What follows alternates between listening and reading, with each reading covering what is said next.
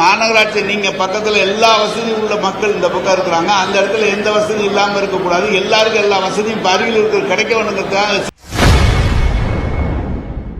பாஜக மாநில தலைவர் அண்ணாமலை துணை முதல்வர் உதயநிதியை தாக்கி பேசியது குறித்து செய்தியாளர் எழுப்பிய கேள்விக்கு பதிலளிக்காமல் அமைச்சர் நேரு கிளம்பி சென்றிருப்பது கடும் அதிர்ச்சியை ஏற்படுத்தியுள்ளது. ஹெல்த் அண்ட் சென்டர்ல எம்ஆர்பியில் எடுத்து கொடுக்குறாங்க. 4 திட்ட சாலைகள்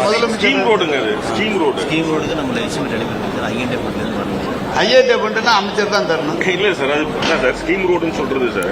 நம்ம வந்து லோக்கல் பிளானிங் அத்தாரிட்டில இருந்து வாங்கி எக்ஸ்ட்ராவா போடக்கூடிய ரோட் சார்.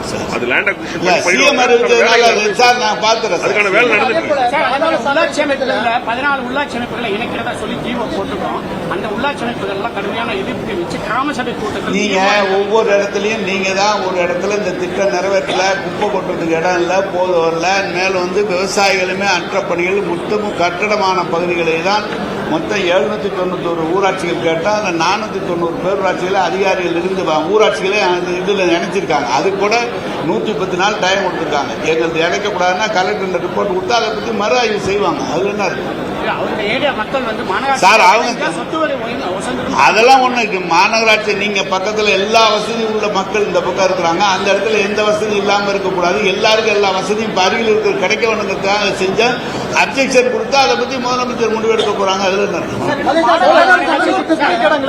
பல்வேறு பிரச்சனைகள் இருக்கு சார். அந்த பகுதி மக்கள் கிரவுண்ட் வாட்டர் ரொம்ப மோசமா இருக்கு. புதுசா இந்த ஆண்டு முதலமைச்சர் அவர்கள் இந்த குப்பை இங்க கோவை மாநகராட்சி மதுரை மாநகராட்சியும் 2 இடங்களிலும் குப்பைகளிலிருந்து மின்சாரம் தயாரிக்கப்படுகிற ஒரு தொழிற்சாலை தொடங்க இருக்கிறோம். இந்த ஆண்டு சட்டமன்றத்தில் முதலமைச்சருடைய அனுமதியை பெற்று அதுக்கான திட்ட பிரிவுகள் தயாரிக்கப்பட்டிருக்கிறது. கோவையில் மட்டும் இல்ல, அருகில் இருக்கிற குப்பையெல்லாம் கொண்டு வந்து கொட்டுகிற பணியாக இருக்குது. எனவே இந்த பிரச்சனை விரைவில் முடிக்கப்படும். செய்திகளை உள்ளது உள்ளபடி தெரிந்து கொள்ள ரெஃப்ளெக்ட் நியூஸை சப்ஸ்கிரைப் பண்ணுங்க.